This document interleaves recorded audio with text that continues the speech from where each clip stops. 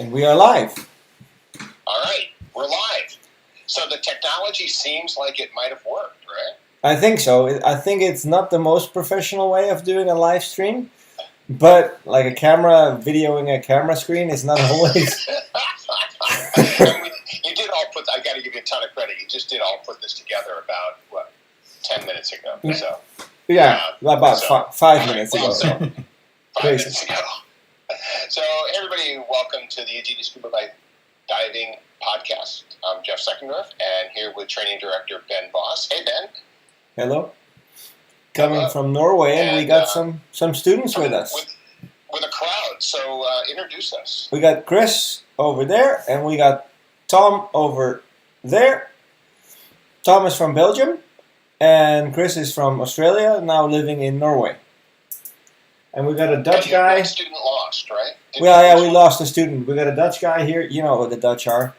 We got him, and he's left the building. He's called René, but he is probably gonna come in a minute. All right, we did establish you lost him in the house, not in the water. Exactly. I don't know which is worse. All right. All right. So this is our live version of the most obscure questions in scuba diving podcast. That's right. And I don't know which number this is, but it doesn't matter. We're going to do this one, and then we're actually going to do another one live at DEMA in a couple of months. So we'll get our fill of live obscure questions. So I don't know what the questions are. Do you know what the questions are? No, actually, I don't know what the questions are. Oh, all right. Let me just. Okay. Well, let's have one. Let's just start right in. You're in Norway with an essentials class, or was it tech? No, tech class. Tech class. Tech class, yes. We been here now since Tuesday, and living in a fantastic house. It's a shame it's dark right now where we are, but otherwise we could have shown you the whole fjord. We're on the water, so we're basically, there's an undergarment hanging right there. You can take your undergarments and walk down the rocks, because there's no mud or sand or something here in Norway. It's rock and water. So you walk down the rocks, jump in the water, and you got 8 meters of water in crystal clear Norway. Oh my God, that's crazy. Is it cold? It's 18 Celsius. The water is? Yeah. Oh my God. Yeah. I should have joined you for this one. Yeah, it's fantastic here. That's my kind of temperature. Today we went diving on a huge shipwreck called the Seattle. It's a Second World War shipwreck. Really big, and it sits on the cliffs with the back end. The stern is at 21 meters, or 70 foot, and then it drapes down over the rocks all the way going down to past 230 foot, 240 feet. Wow. It's a beautiful shipwreck. Wow. Beautiful. Fantastic.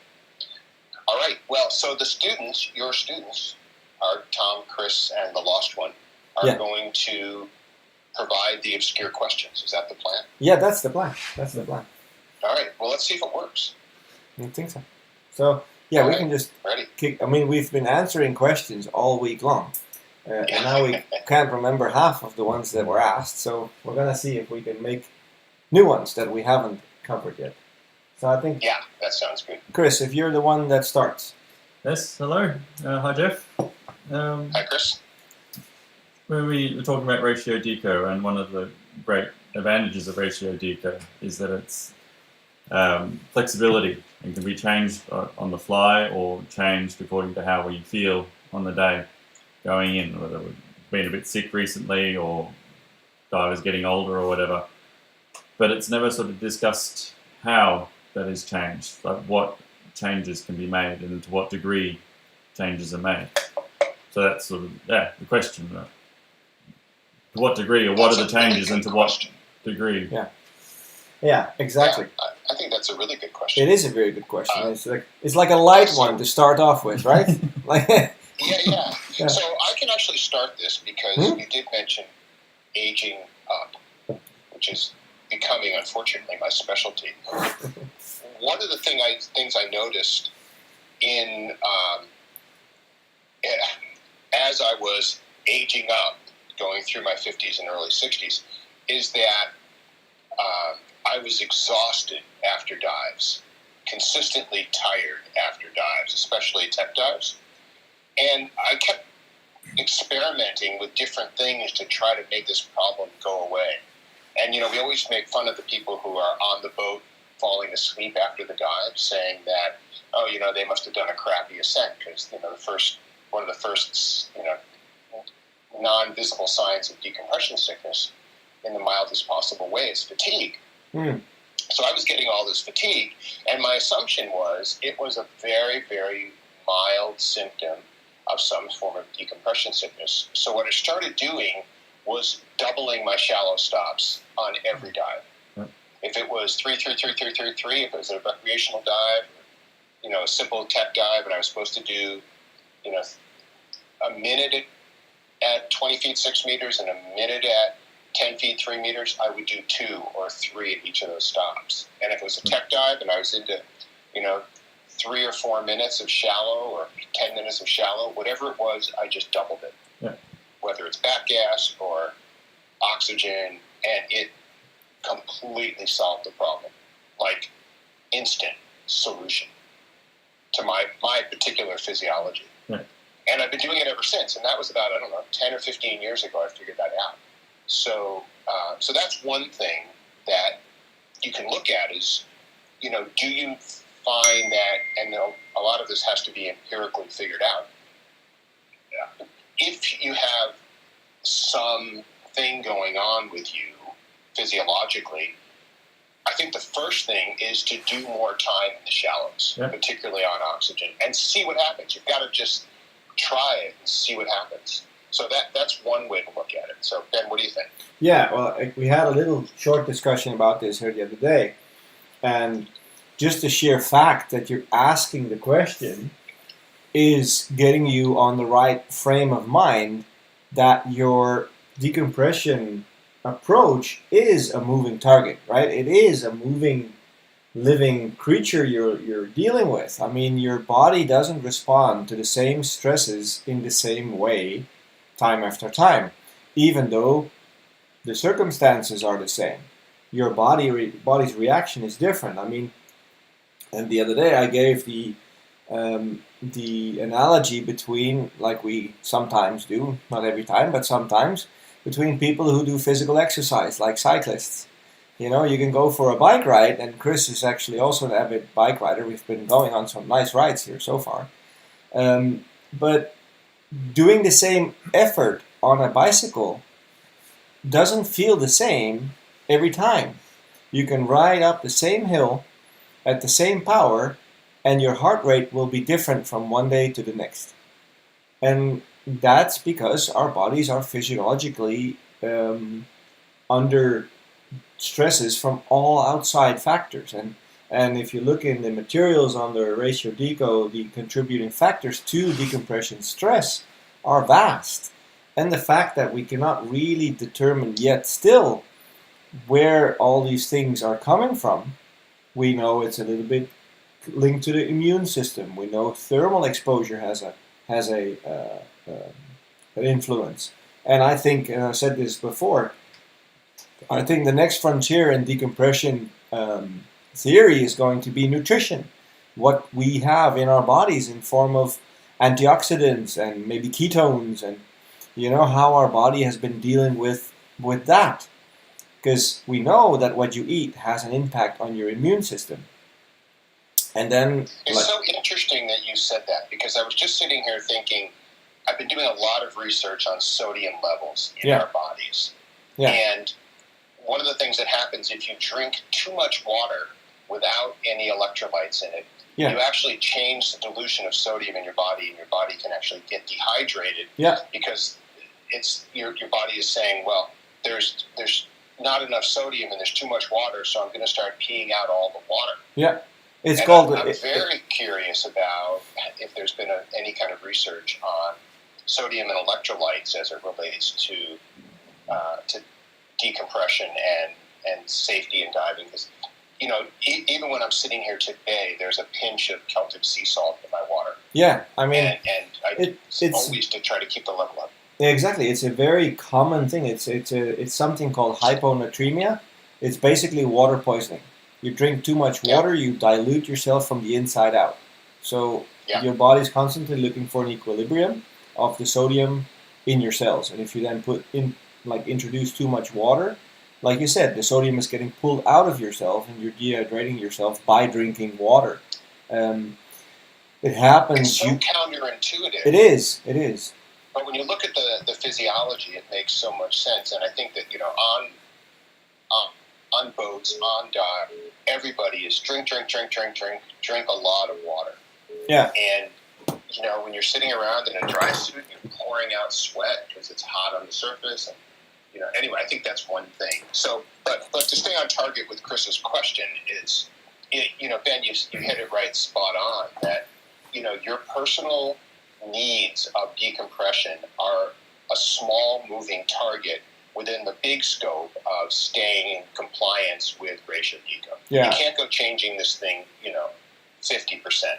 No. You can make adjustments to accommodate, I think I'm dehydrated. I know I'm dehydrated because it's 90 degrees, 35 degrees out, and I just spent a half an hour in my dry suit waiting for someone to get ready, and I'm just drenched in sweat. Yeah, exactly. Your nutrition was crappy. You are exhausted because you're excited. So you woke up at 3 o'clock in the morning and you're staring at the ceiling for 5 hours. Yeah.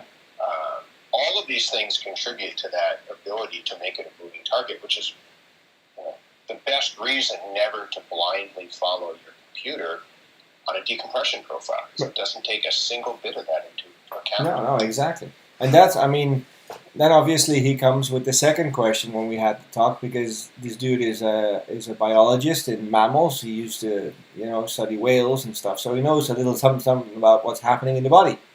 And then he says, okay, that's all fine, but then still, where do you put the changes if you do want to account for the fact that you think that you are on the day more susceptible to decompression stress? And then, do you do that in the deeper portions or do you do that in the shallower portions?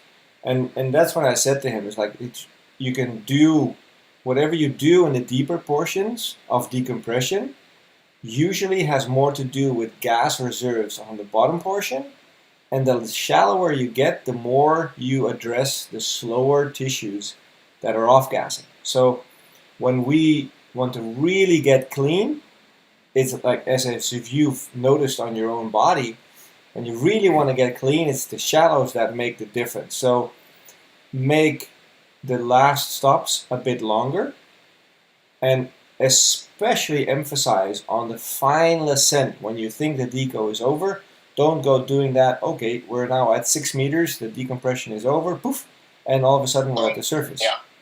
Then you really should crawl to the surface. In the new Ratio Deco 3.0 materials, we also emphasize this, because when I did the research on it, it actually showed, okay, when we do a slower ascent in the deeper portions, not to say deep stops, but in the deeper portions on decompression gases and use our S-curve, we might get those faster of the slow tissues really squeaky clean, but the price is the fact that we have a bit of on-gassing on some of the slower tissues intermediate that we have to deal with in the shallows.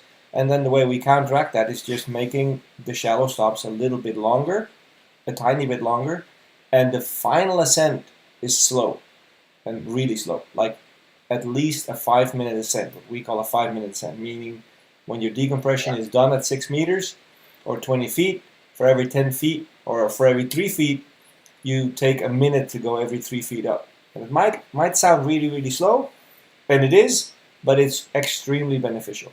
Extremely beneficial. I have to do a plug for how smart we are in creating a course called O2 Cleanup for recreational divers. Because this addresses some of the most stressful dives recreational divers can do, which would be 100 feet or 30 meters right to the limit of NDL, because you're just pounding inert gas into your slow tissues. Yeah. And then if you do your, race to 15 feet, do 3 minutes and jump on the boat, it's kind of a train wreck. So we added this option for recreational divers who've been through our Rec 2 or Rec 3 class to add an oxygen bottle. It doesn't extend your bottom time at all. But you get to 6 meters, 20 feet, you do a switch to O2, and you finish your ascent, your recreational ascent, on oxygen with generally a 10-minute cycle. And it solves a myriad of problems related to this, the slow tissue loading that happens on those really stressful dives. And that, of course, that 100-foot, 30-meter dive for 30 minutes or 20 minutes on air, that's the same kind of stress you're talking about when you extend your deep stops and you're cleaning out the fast tissues with the bubble model, but you're also continuing to load some level of slow tissues with the dissolved gas model. Yeah, and it takes account for both. Actually, we did a dive that's very similar to that today, second dive. I mean, we were not in availability today for the trimix gases due to, whatever, availability. So we did a dive to maximum of 30 meters, but then pushed to the NDL limit, and then used the oxygen for the decompression. And you come out the water squeaky clean. And we talked with Tom about this, like, hey, how do you do this at home when you go dive, a recreational dive with someone who isn't tech trained and you want to keep your tech skills fresh? You just bring the oxygen bottle and you do the gas switch at 6 meters. And and you just make an agreement that 6 meter stop, that 20-foot stop, is going to be 10 minutes. Yeah, or 5. Or 5 it's minutes. Good with oxygen, it's good without oxygen. Exactly. So yeah. Awesome. So to round up, I mean, the fact that you're asking yourself questions and being skeptical that your decompression is a moving target is great. Acknowledging that it is something to consider the other contributing factors instead of honing down on 1 minute here and 1 minute there. That's the least of your problems. Focusing on good technique, good buoyancy skills, good judgment on thermal exposure, all that sort of stuff. That is what really makes the dive squeaky clean if you get out of the water. And other than that, like Jeff said, you can experiment a little bit, not by changing it 50%, like not going as if the recommendation of ratio deco says you need to do 8 minutes at a certain stop. Let's see what happens if I only do 3. I wouldn't do that. Yeah, don't do that. No. But you can at the shallows experiment. Like I say, hey, do I feel fresh after this dive? And then the next time, maybe spend 5 minutes longer or do a slower ascent even further, and see if that helps. And it's this balance we talked about, right? Because another thing that came up during the class was the beauty of ratio deco is that you can adjust it on the fly underwater. And then the argument comes, what my computer does that also, right? If I stay longer than I should have, my computer takes that into account. If I take shorter time underwater than I've planned for, my computer gives me less deco. That's in no way different. However, the computer does not link that to your gases. So if you underwater want to take proactive choices about your decompression obligation later on, you can actually using ratio deco, because you know the profile to in its entirety, you can take educated choices before you take the choice to stay longer or abort further. And when I was doing all that experimenting with the shallow stops back, when I was getting tired, I probably did that first run of testing for myself over like 20 dives or 30 dives. Yeah. And it was never less than the prescribed deco ever. I never did less. Yeah. I moved it around a little tiny bit, but mostly I just kept doing more and more and more until I finally settled out. And the last 5 or 6 dives in this little testing protocol were very successful with adding X amount of time at, 20 and 10, 6 and 3, with and without oxygen. So as you experiment, it's important to figure out where you're going to go longer, not shorter. Yeah. That's our disclaimer. Exactly.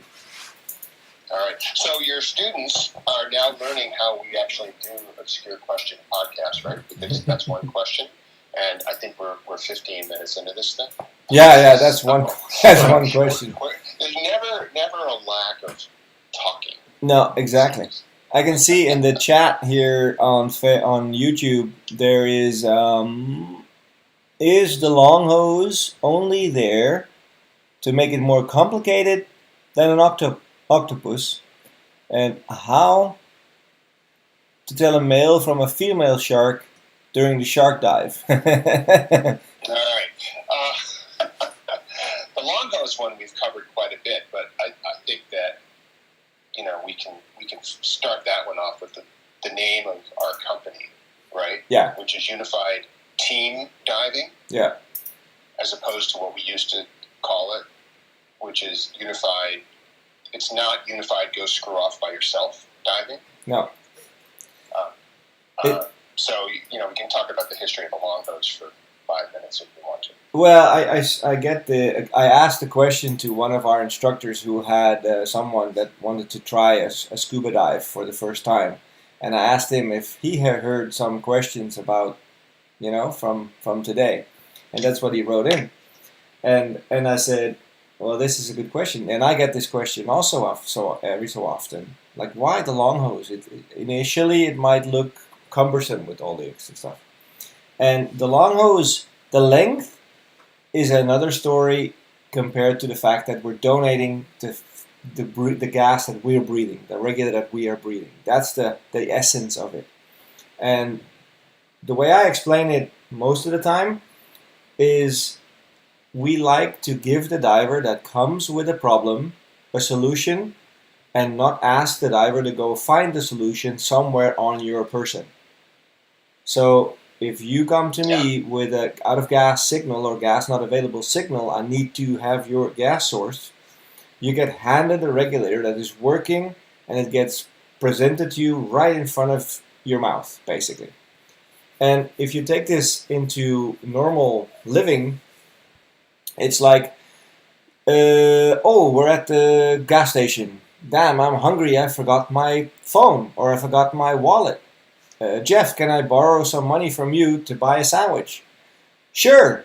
And then you stand at an odd angle with your hip towards me, and you ask me to go dig around in your pocket for the change you have in your pocket because, well, you want my money. Here you go dig for it. It's right down there. That's a bit awkward, right? You would just reach in your pocket, grab some money, and give it to me.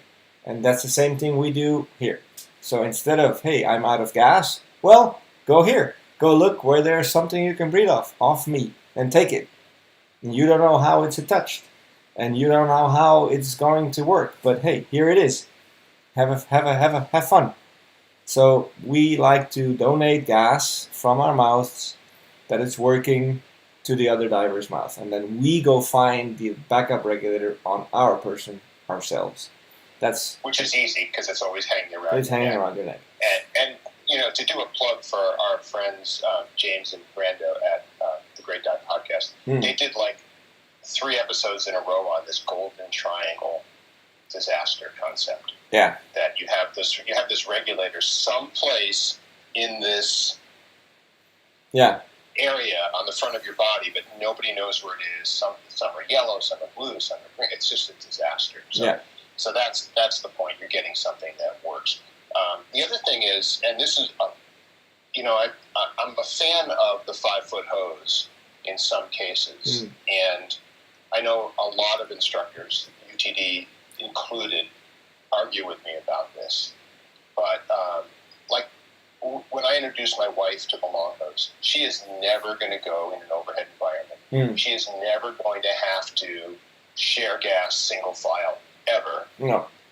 And a 5-foot hose allows her to route the hose exactly the way it's supposed to be, in front, around your neck, in your mouth, and never have to bother tucking it in, dealing with it, hooking it under a canister when she doesn't have any of that. So in those situations, I think that's a great way to introduce people to the concept and the ability to donate and not be, 4 centimeters from somebody's nose when you're dealing with this. Yeah. And not have some of the extra workload that comes with the traditional 7-foot hose. Yeah, I think it's agree. a good thing.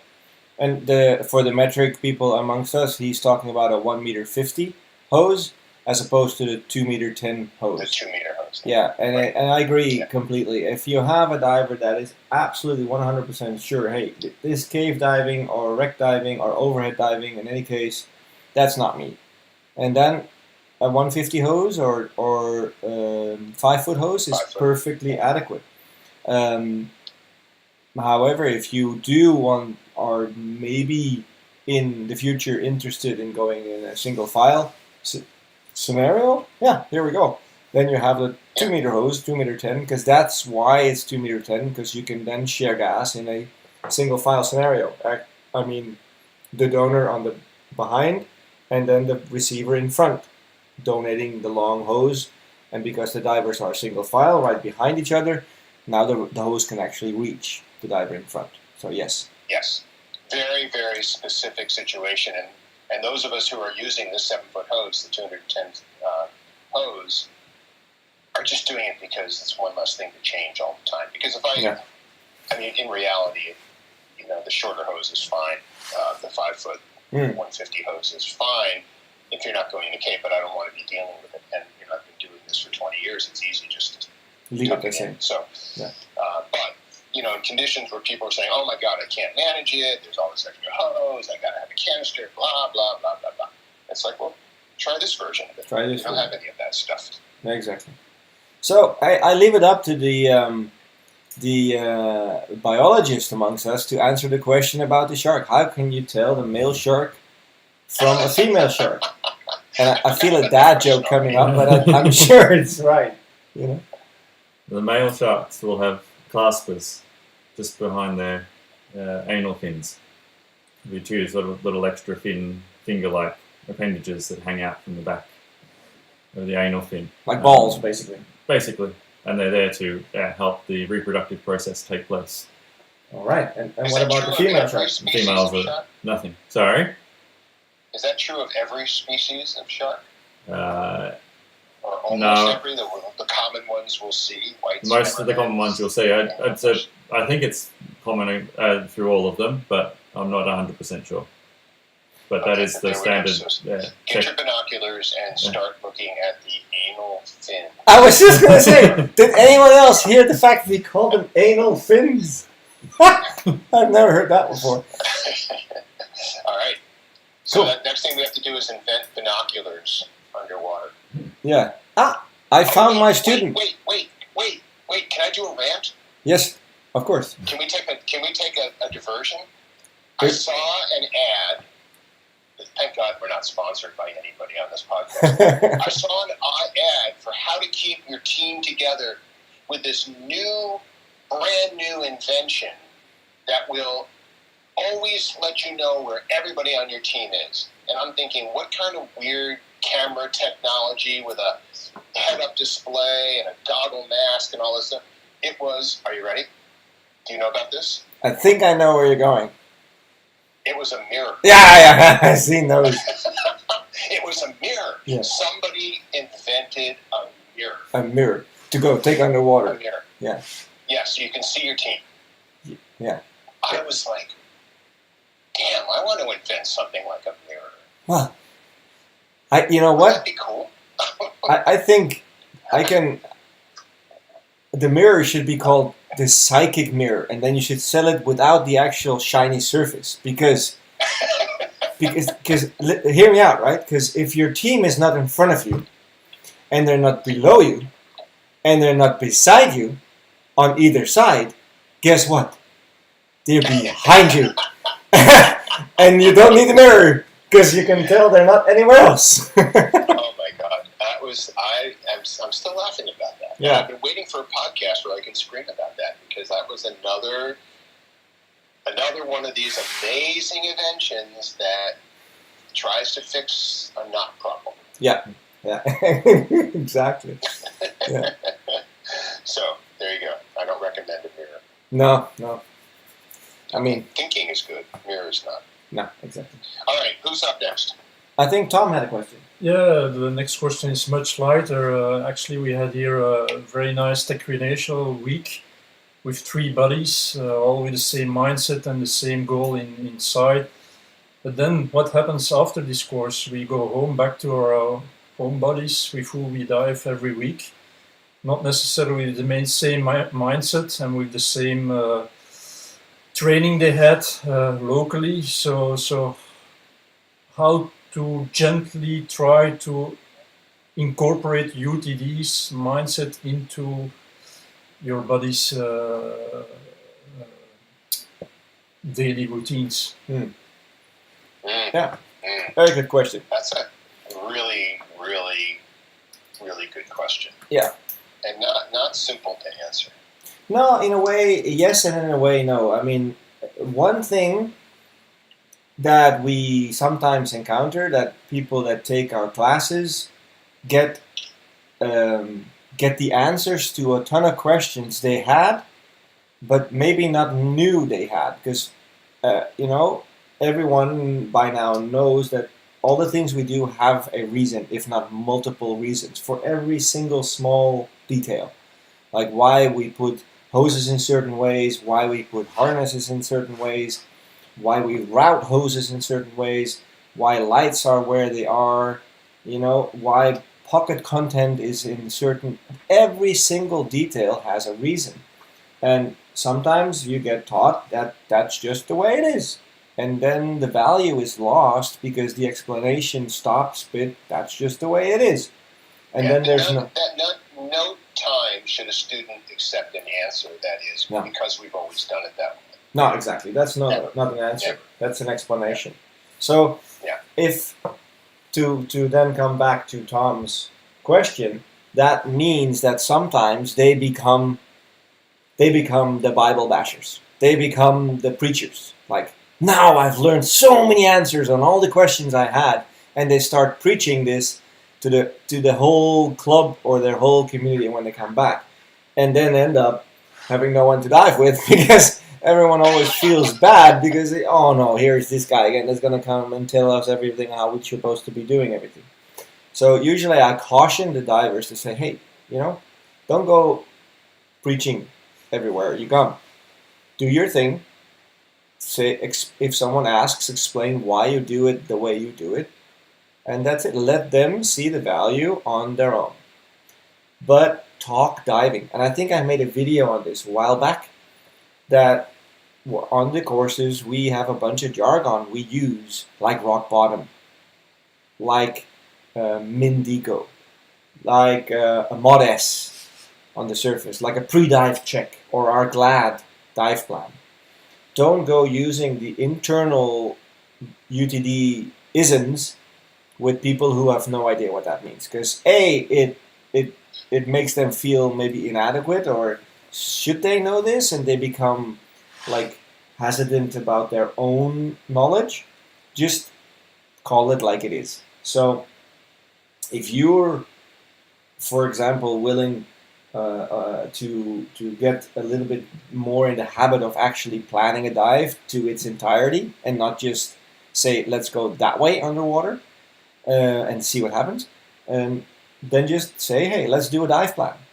Take out your wet notes and you'll read the GLAD acronym from your wet notes without saying, let's do the GLAD thing. Just call it what it is, and then they might ask, what is that? How are you remembering that? And then you can show them. The same thing goes with put yourself in a underdog position. So if you want to do a flow check before you go down underwater deeper than 3 meters, just say to them, hey, listen, my undersuit feels a little bit tight since last dive. Do you mind if we just stop at 3 meters and I just make sure that I can reach my valves and everything is good? That will help me out. And then they feel they do you a favor, and that way you've done your flow check, and they'll probably look at you and think, oh wow, maybe I should do that as well.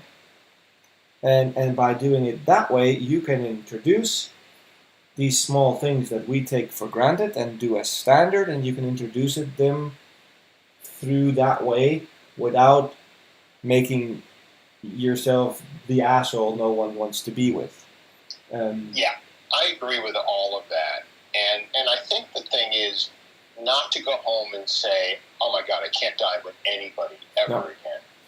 I think the thing is to go home and say, what are the common areas where I think before I took a UTD course, I might have been compromising a little bit of my safety. And then focus on that. So, again, for me, it's this race to 15 feet and blow to the surface, which I would never, ever, ever want to do. So if getting into a situation with a recreational diver, the conversation beforehand is, look, I have this ascent thing I'd like to do. And it just gives us a little time at the end. We're doing an 80-foot dive, a 24-meter dive. We're going to go to half that, hang out, and then do this nice slow ascent. And then I'd like to spend about 5 minutes at, 20 feet, 6 meters, and kind of chill. So if you can bring that part of it first as say, these are the things that I could do at the end. I want to try it. And that way you're not in any way compromising your own personal safety by chasing somebody, through an ascent profile that is terrifying. And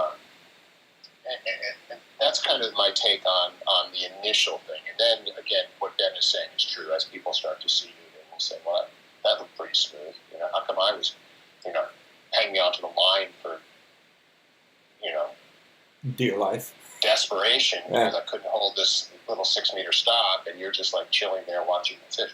So we'll bring it in. But I think the thing is, do dive with everybody. Don't compromise your own safety. Yeah, exactly. Because that's what we talked about. Like, okay, now we're going to do a technical dive, and some of them have come from previous technical training and have now, I think you had some technical training, right? And now have seen like, oh wait a minute, now there are a little bit of gaps in my knowledge or my abilities. Oof.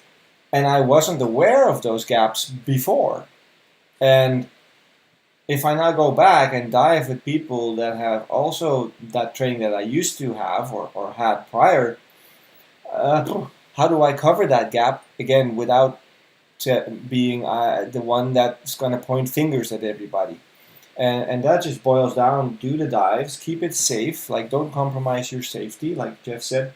Make sure that you plan the dive within the parameters so that you are in a better position to stay in control.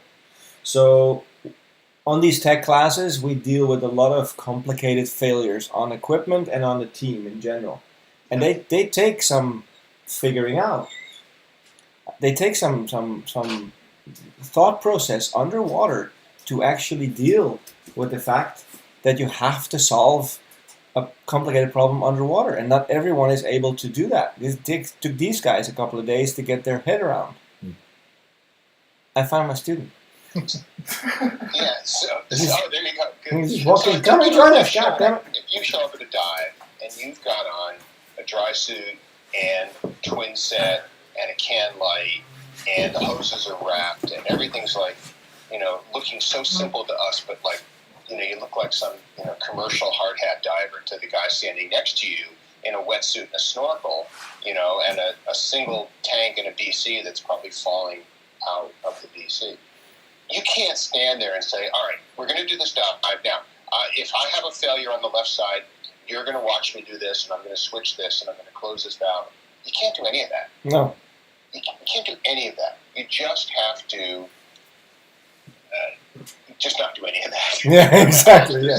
Just go for your dive. Yeah.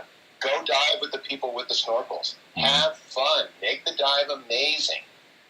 Go see the cool stuff.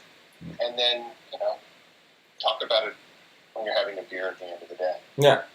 And when it comes to doing a technical dive with someone that you don't know has the same problem-solving skills that you guys have learned during this week, keep it super simple and be aware of the fact that you might have to call the dive earlier than you might have liked. Because now you know certain failures are fixable and certain failures are non-fixable. But for them to be fixable, your team needs to be able to figure out that they're fixable, right? And nobody that doesn't have the training nor mirrors that can look behind you can actually help I know what solve you're the problem. talking Yeah. about. Right? So Yeah. in that way, you have to acknowledge the fact that, okay, wait a minute, I have to put myself, and it puts a lot of pressure on you as well, in such a way that my communication to this diver is so super clear and so super simple that they know what you mean underwater. So if I give you an example, if you hear bubbles behind your back and you close the valve of the side that you think the bubbles are on, and the bubbles do not disappear, remember, now we are in maybe land. Now it may be the other side, it may be the manifold on this side that you hear correctly, or it may be the manifold on the other side that you hear correctly. It can be a myriad of things. So be sure that, okay, if bubbles are not disappearing by me turning off one valve, isolate the doubles, and then in your communication, see if he just can tell you which side the bubbles are coming from. So look at me, there are bubbles, and then point, is it there? Question mark, like with your hands up, like a big selfie that makes question mark. Yeah. Or is the bubbles on that side? They'll probably be able to tell you. Yeah. And then you know if you've shut down the correct second stage and breathing off the one that is not leaking. And then forget if it's fixable or not, just exit the valve. Yeah. You know, that's what I was going to say, is that, you know, anytime you get into a situation like that, it's like, okay, let's just share gas and go home. Yeah. Right? I mean, why create a problem, you know, and you said this a dozen times in podcasting, fix your problem when you know it's a problem and you've got a moment to fix it, not allow for another surprise coming up later when something else breaks. Exactly. You know, when we started training on side mount, we had like, you know, on double back mount, we had 9 failures. Yeah. You know, we created this system of like 17 failures on side mount. Yeah. And it was impossible to deal with and remember. And what we got it down to was 2. Yeah. Bubbles and no bubbles. Right? Exactly. If you have bubbles, isolate. If the bubbles don't stop, share gas and go home. Yeah. If you have no bubbles, open everything. If you still have no gas, share gas and go home. Yeah. It's so simple. And, Yeah. you know, figure it out on the boat. Don't figure it out underwater. Well, That's exactly. what's killing rebreather divers. Well, we had actually during this class, one of our students, he's not in this podcast, he's shy. So, I mean, he was on the rebreather with the side mount configuration linked into his rebreather as the bailout. And, you know, once he figured it out, I was like, okay, this is super simple because if it's bubbling on my right, I can just isolate and turn off the right and then see for myself what's going on and fix it or non-fix it. And so on and so forth. So what you're not supposed to do if you're going to dive with these people is then try to solve your own problems further than you have learned to do so. So don't go down the path of closing off one valve, the bubbles are not gone, isolate, then opening that valve, then closing the other valve, the bubbles might not be gone. Don't go down that rabbit hole. Like Jeff said, the capability of the team, the strength of a team is the combined knowledge of the team. The combined knowledge of the team has been reduced by the sheer fact that not everyone has the same level of training. That means the level is supposed to be lower. You cannot fill in that gap by then figuring out your own ways of doing things. Because you've learned, stop one, isolate the other, and that's it. More than that we cannot do. We're wasting gas and time and introducing surprises later on that we could have gone without. Absolutely. So now, to add one piece to Tom's question, there is one scenario where I would not dive with people at home, and that is when somebody is carrying gas less than rock bottom. well, exactly. To me, that's the hard and fast rule. Yeah. That, you know, And shared bailout.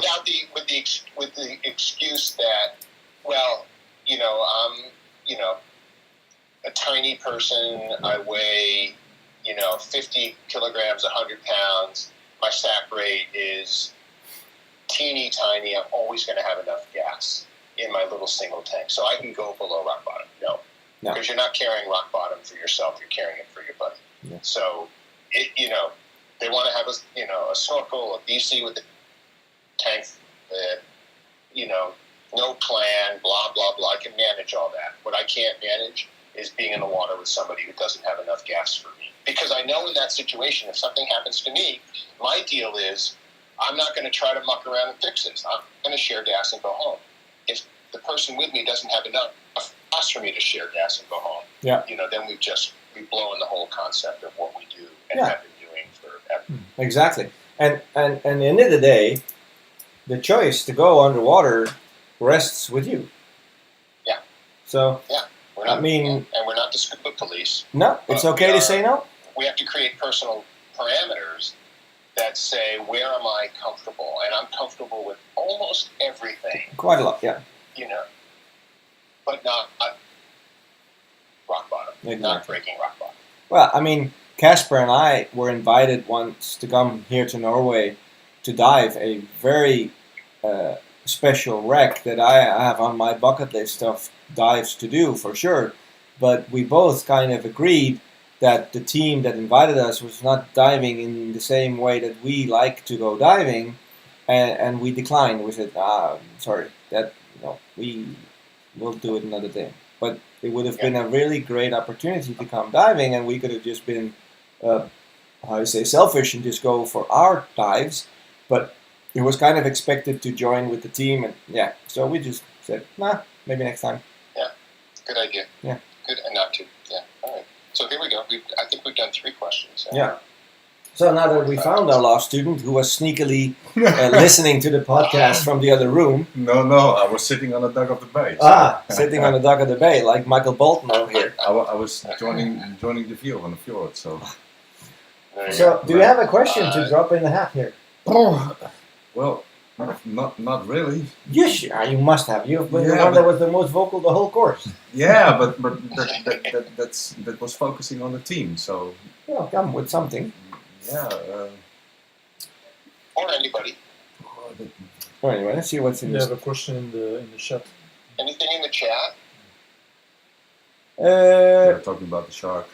Yeah, the shark we did. There's one why the canister is, when the battery canister is on the right and the light head is kept in the left hand. Well, that's basically to do with the long hose. That way we have a long hose retainer. Plus, the buckle that closes your belt and the front of your webbing is on the left-hand side of the webbing. So it's a pain in the ass to get the canister through the buckle. Every time you have to take the buckle out. So it's easier to put it on the side where there's nothing, and there's no D-ring, and there's no nothing. So it's much easier to put it on the right-hand side. It's a quick. It does look counter sometimes because it seems like if the canister's on the right, how come the light's not on the right? But a lot of this was designed around scooters, which are almost always managed in the right hand. And that leaves your left hand, free to use the light. And that's a good. The light can point at the depth gauge, which is on your other hand, and so on. There's a thousand little tiny reasons for these things. That is the reason why we talked and about. none of the answer to those questions is because we've always done it that way. No, it's the light's in the left. Trace back where this stuff came from. Exactly, the light's in the left because you donate with your right. You don't want to blind and give gas at the same time. The light's in the left because, from a legacy point of view, the screen of your bottom timer was non-illuminated, so you could light on that and see where you're at, whereas the screen of your compass is usually illuminescent, so when you shine your light on it a little bit, you can take your light off and look at the compass and see the dial. On the other hand is, if you're scootering and your computer is on your right hand, your scooter hand is facing forward and you can read numbers of your bottom timer when they're on the angle. But then looking at the compass, you have to hold the compass in a certain orientation to yourself, so that's why the compass is on the left. So, we can go down. So I think it's just a good example of how all of this stuff is part of a system. And the system has been in place for long enough that there is some legacy. We don't want to just deny that, that's not part of it. But for the most part, we can find a reason for all of it, which I think was one of the first things you said. Yeah. about 2 hours ago when we started this 3-question Would a large podcast. battery pack affect stages or anything as well? Yeah, also, I mean, flipping on and off a side benefit of a larger battery pack is actually it helps to counterbalance the weight on the left-hand side. I mean, there's a ton of benefits of having it on the right-hand side, yes, for sure. So I have a question, if we don't have anything else. Yeah. This is interesting. So I have a coaching client who we've been working with, and Ben, you know him. And he's really focused on travel diving. Yeah. And, we looked at a lot of different models to get him more gas when traveling for longer dives, not so much deeper dives now, but for longer dives. And one of the ideas we came up with was, instead of pushing him into doubles, which is normally a problem when you travel because they're hard to find, or completely reworking his whole system into side mount so he can bolt on, 2 tanks or 3 tanks or whatever. We made a suggestion of normal singles, and if he needs more gas, grab a stage. Yeah. What do you think about that? I mean, I think it's brilliant. But what do you think? It can be done. I mean, why couldn't it be done? The thing is, the stage, and we talked about this during his class when I was over at the States, right? That and he came to the conclusion almost that now, because of the training, he actually has better skills, and his gas consumption has gone way down. That now this whole question or this whole need is kind of becoming moot because he's now got better skills. Now he doesn't need the gas anymore. But if it's still a thing, yes, why not? I mean, why is a stage only for technical diving, right? If it's dived in the correct way, and it's in our philosophy, we don't have a stage as a pony bottle. And a pony bottle, in the sense of the word and in the industry now, is an extra cylinder that's hanging off of you as a stage bottle would, but you're using it in case of an emergency. In case you run out of gas, then you can go there. And that's not the way we dive. When you run out of gas, it's your team that's your backup. The way you can use a stage, regardless of what's on your back, is you dive the stage first until that's gone, and then you go back to your whatever's on your back. If, however, during the dive an air sharing scenario arises, you still end up sharing gas of the gas that's on your back. So by using a stage, you're extending the time until you need to use the back gas, and then you can extend the time on the back gas even further. So if those principles are adhered, I think adding it that way is no problem. Why would it be a problem? Of course, you have to maintain the NDL and all that sort of stuff. I'm sorry, go ahead. You have to maintain that you stay within recreational diving limits when you do that stuff. You cannot turn that into a tech dive. But you can definitely, on a shallow dive, extend the dive time. If you dive with someone that does have doubles, for example, and you don't. So I took this to another crazy limit, which was, there's a lot of shore diving here in San Diego. For years I've had only side mount. And I just think that diving side mount doubles on the shore is just a huge pain in the ass. Yeah. It's just you need 4 hands, and you're trying to carry 2 tanks and your fins and your mask and blah, blah, blah. So I took my side mount system, the new side mount system with the shutoffs and the QC6s and all that, and I took a back plate with a back plate singles wing and a single tank, and I threw that whole side mount hose thing over my neck. And I plugged the back gas tank into the QC6, and I plugged the stage in the other side, and Bob's your uncle. Yeah. It was amazing. So now I can shore dive singles. Yeah. And if I need a second cylinder, I can just keep that whole single system together and just grab a stage and go. And it just has so simplified my life and my joy of shore diving. I'm all over that. Yeah, I think it's one of these things that is it's not so seen, and then when it's used, people judge before they think it whole completely through, right? Yeah, I agree. And we've had that with the MX configuration on the rebreather, and we've had that with the side mount configuration. And now slowly the industry is adapting. It's like, hey, it's working. And now the MX configuration of our rebreather is now called by another name. And it's like, oh, it's like that configuration. Well, we've been kind of doing that since 2008. But yeah, whatever. You call it whatever you want to call it. You know? So. Yeah, it's absolutely true. Yeah. So did you figure out the question? Or No, I'm sorry. for a couple of Come on. short ones, right? Sorry? Well, I didn't We have hear you. time for a couple of short ones, quickies. Yes, a quickie. Come on. You're Dutch. You know a quickie. Come on. You funny guy. Don't leave me hanging here. All right. Yeah, anything else in the chat that looks interesting? I got one. Why is it so? I noticed that it's so misunderstood to be redundant. Most of the divers I speak with, they think their redundancy is for themselves, but it used to be redundant for your team or for your buddy. So Yeah. that's a big misunderstanding. Yeah. I always come into. So you call that a quickie? No. So let's talk. It's up to you. I want to start that out with the idea of how we train versus how we dive. Yeah. Which And the 99% misunderstanding it's the same, except we train multiple failures and we plan for one. Yeah. We dive a plan for one failure, one kind of, big failure. We don't, because in the course of training, you might, have a valve failure followed by a mask off and then something else. But that's not because that's going to ever happen to you.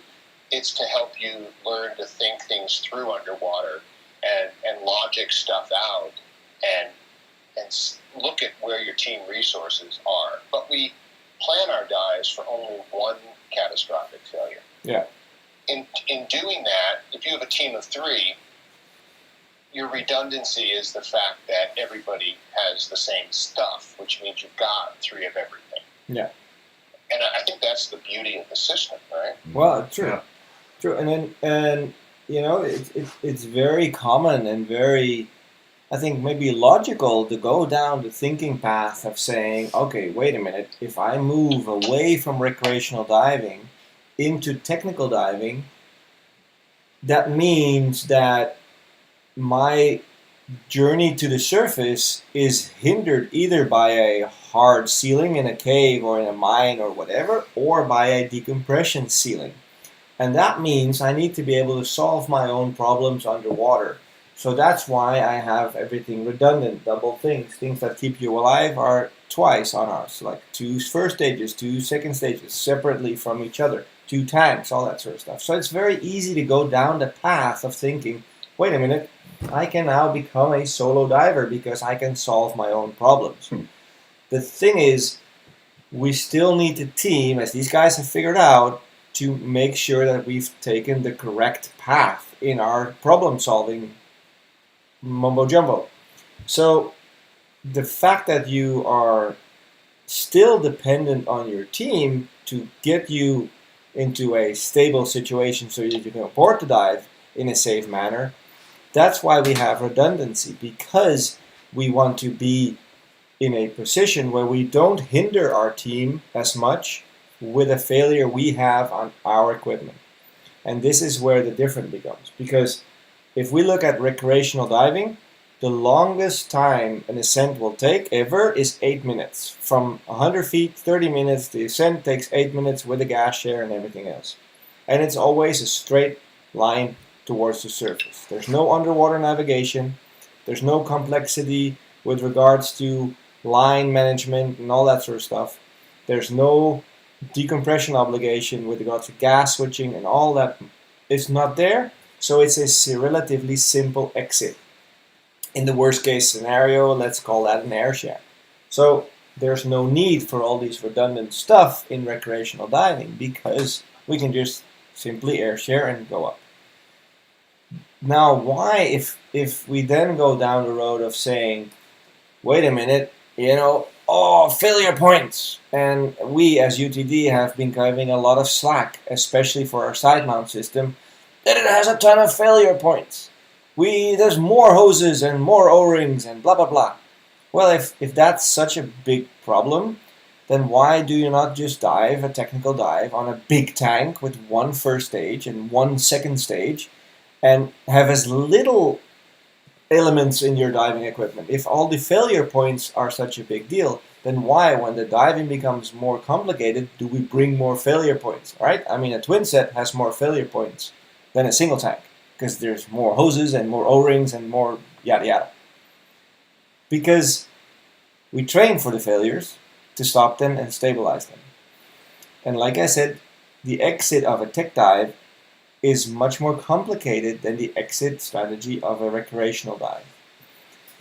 By being redundant, I can stabilize the problems on my equipment so I won't have to go into an air share with my team, but now my team can assist me on the way out independently of them, but still within the team. Because now, if it's fixable. I mean, don't forget the fact that if something's fixable, yeah, you can shift to a different part of your own system while you're fixing the fixable, yeah, and your dive continues. Exactly.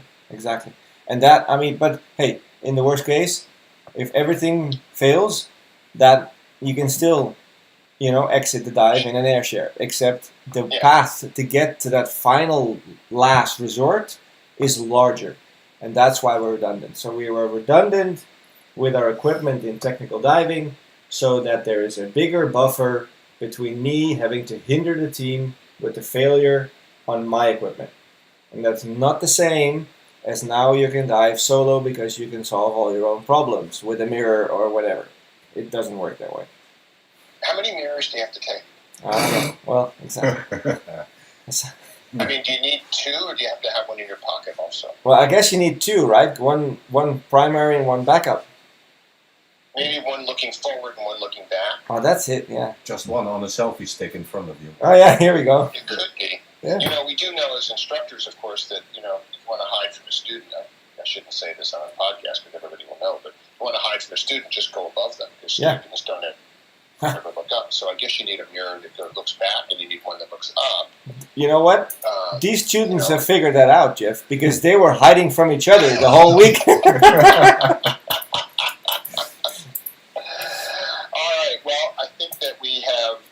Successfully completed another Obscure Question podcast, which is super cool. I like doing these like this. And for those of you who are going to be at the DEMA show in New Orleans in November, we're going to do another one live, like we've done every year for the past few years. And so bring your questions, and we'll do that. So, thanks Tom, thanks Chris, and thanks to the hidden guy. Yeah. Whoever he is, Michael Bolton. Sitting on the dock of the bay. And thanks Ben. For, It's fun. Figuring out the technology. Yeah. Well, I think next time we'll probably do it in a little bit more professional setup. I'll dig into this OSB software again one time soon. Yeah, but in the meantime, this was fun, and so thanks everybody, and thanks for listening. Yep. And as always, leave us a rating and review because it makes all of it better. More people listening, more reach, more all of that. Yeah. And we have some cool stuff in queue, right? We still owe a podcast on the breather systems, which we'll have to do soon now. And then we still have a management announcement to make. Also. UTD. Yeah. That, we'll do a podcast on that coming up soon. That's really cool. Cool changes. And do come see us at DEMA. So. Yeah. In New Orleans. Yeah. Bring your voodoo. All right. Yeah. All right. All right. Thanks everybody for listening. We'll see you all in the next one. See ya. Bye-bye. Bye.